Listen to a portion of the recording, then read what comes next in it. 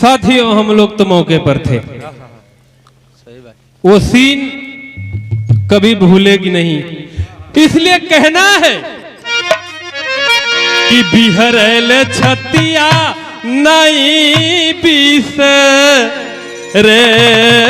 सुरतिया रे, तब बिहरल छतिया नहीं बीस रे सुरतिया रे, बीस रे सुरतिया साजी के चमनवा माली, साजी के चमनवा माली हो गईला सपनवा रे, साजी के चमनवा।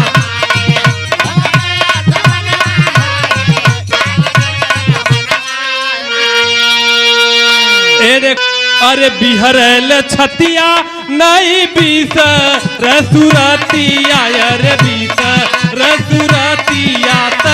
साजी के चमनवा माली, साजी के चमनवा माली हो गईला सपनवा रे, साजी के चमनवा माली।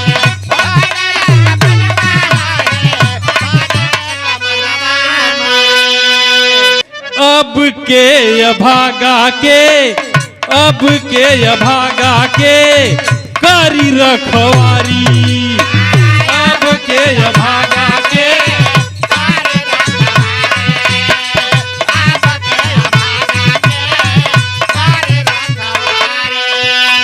आपस में बात करे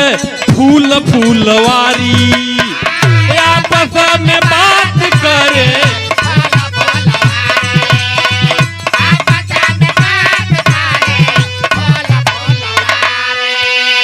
लगली बिरीछी या के रोवे डरपति रे, रोवे डरपति साजी के चमनवा माली, साजी के चमनवा माली हो गईला सपनवा रे, साजी के चमनवा माली हो गईला।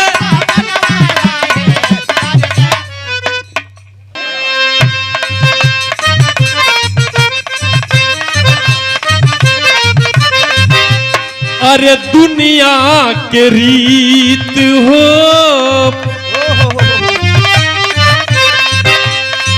दुनिया के रीत हो समय सिखावे, दुनिया के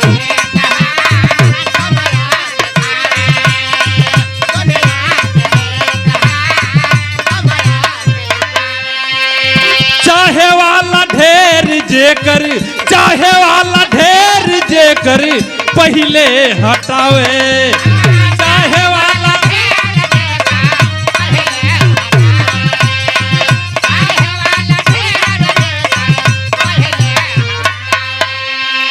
नाही मुहूर्त देख, नाही शुभ सईतिया रे, नाही शुभ सईतिया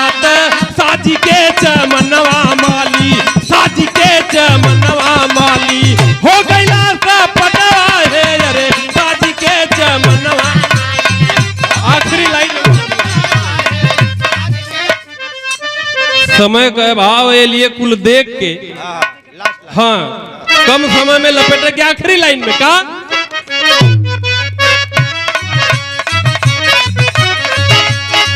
गुरुवर गणेश जे करी भैया गणेश हो, गुरुवर गणेश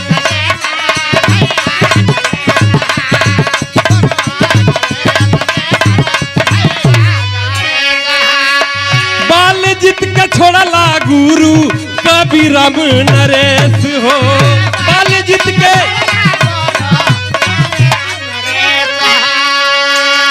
राजेश यादव क्या अब सूझे ना डहारी आयर, सूझे ना डहारी आता साजी के सपनवा कहवा, साजी के चमनवा।